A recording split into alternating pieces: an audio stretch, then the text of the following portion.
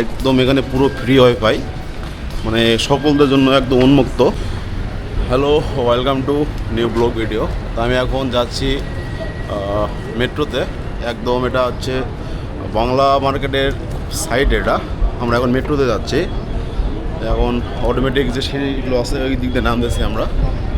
এখন অনেক দেশি ভাইদের দেখা যাচ্ছে এবং প্রচুর ইয়েমেনিদের দেখা যায় এবং খুবই সিকিউরিটি একটা এলাকা, মানে খুবই নিরাপদ এবং খুবই সুন্দর।